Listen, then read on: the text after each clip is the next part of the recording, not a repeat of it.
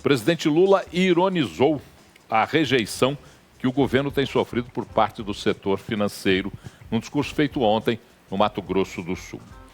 Ontem, uma pesquisa, nós comentamos aqui rapidinho, uma pesquisa da Quest, traduzia em 90% a insatisfação do mercado com o governo Lula.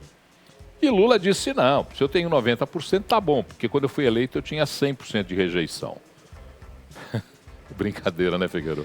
Paulo, realmente o presidente Lula gosta de fazer piadas com coisas sérias, né? E tem um outro detalhe também que me incomoda muito, Paulo, quando a gente lê algumas notícias e fala assim, não, a Faria Lima, né, como se o mercado fosse a Faria Lima, e sempre quando se fala da Faria Lima, principalmente em algumas informações, notícias que circulam, é com um certo tom de ironia, de deboche. Jocoso, né?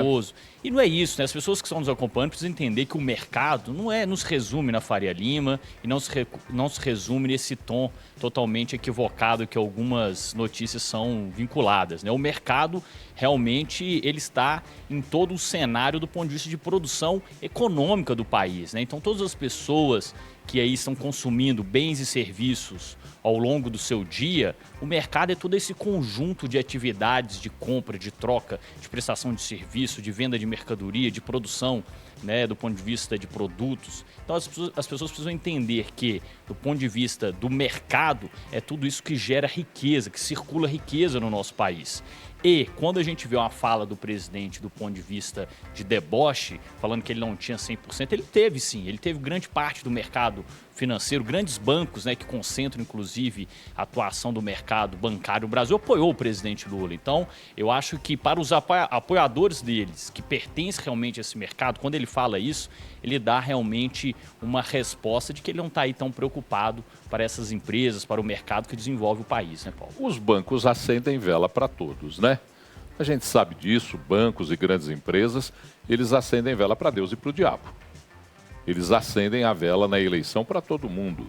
Agora, Ricardo, que ser é esse chamado mercado? É um bicho de 7 cabeças? Seria, por exemplo, ele um desses dragões das séries que são apresentadas nas TVs? Ou o mercado é aquilo que todos nós fazemos parte dele? Explica pra gente um pouquinho o que é esse mercado que Lula tanto pretende, tenta e às vezes quase consegue um embate direto. Não é um bicho de 7 cabeças, Paulo. Na verdade, é um bicho de 7 bilhões, ou melhor, 8 bilhões de cabeças, que é o número de seres humanos habitando a Terra. O Figueiredo começou a explicar, ele deu uma pincelada sobre o que é o mercado. É isso mesmo. Basicamente, somos todos nós que participamos das atividades produtivas do planeta. Mas vamos ficar só dentro do Brasil e aquilo que ele quer chamar de mercado, né? Quando ele se refere a esse mercado, que é o mercado financeiro, ou representado pela Faria Lima, onde concentra as grandes corretoras e parte dos grandes bancos do Brasil, ele está querendo diminuir, Paulo, uma atividade que é muito maior e depende de muito mais coisas do que mera boa vontade, ou mera simpatia, ou mera antipatia pelo governante de turno. A gente vai falar mais à frente sobre o acordo do Mercosul com a União Europeia. No discurso que o Lula fez, para comemorar esse acordo, ele fala da defesa do setor agropecuário do Brasil. Pois bem, Paulo, o setor agropecuário do Brasil faz parte desse mercado, porque as empresas que hoje exportam commodities e exportam produtos agrícolas e pecuários para o exterior, eles vendem esses produtos e recebem em dólar. Os contratos de exportações, eles são firmados em dólares. E aí, cabe a essas empresas ou transformar esses dólares em reais, né? Se essas empresas precisarem de caixa ou acharem que o câmbio é favorável, ou se não, manter essas reservas em dólares, acreditando, porque é uma questão de expectativa, acreditando que a moeda brasileira vai se deteriorar. Então não faz sentido transformar isso em real. Isso também é mercado. Isso faz parte do que ele hoje, né, fica brigando e acusando. Para você ver que ou ele não entende patavinas de mercado, o que é uma hipótese, ou ele entende um pouco, que também é uma hipótese, e usa de discurso populista, de falácia, para atacar, né, empresas produtivas, para poder atacar bancos e corretoras, que nada mais fazem, Paulo, do que trabalhar. E se ganham ou não dinheiro com isso, Que bom, tomarem que ganhem. Aliás, a União, o governo federal deveria aprender a trabalhar bem e ser lucrativo, e não dar déficit todos os benditos anos, como acontece historicamente no Brasil. É fundamental essa questão, porque me parece que é mais uma vez essa parte do jogo, que não só Lula, né, que boa parte do que é chamado setor progressista adora fazer, que é incentivar uma guerra de nós contra eles.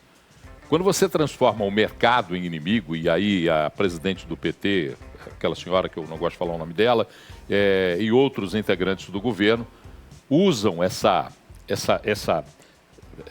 referência a mercado como inimigo, para incentivar a briga, para incentivar o surgimento de um inimigo. Porque é assim que os populistas vivem. Os populistas criam inimigos. O ex-presidente Bolsonaro fazia a mesma coisa. Ele criava inimigos o tempo inteiro. A ciência era inimiga, a vacina era inimiga, as decisões da saúde eram inimigas. Todo populista cria inimigos. Lula é o maior de todos os populistas que conhecemos. Então ele cria inimigos o tempo inteiro. E, Paulo, eu acho que tem um detalhe também nessa discussão, nessa fala do presidente. Eu acho que tem uma estratégia por trás, porque o ajuste fiscal está lá no Congresso, né, para ser aprovado.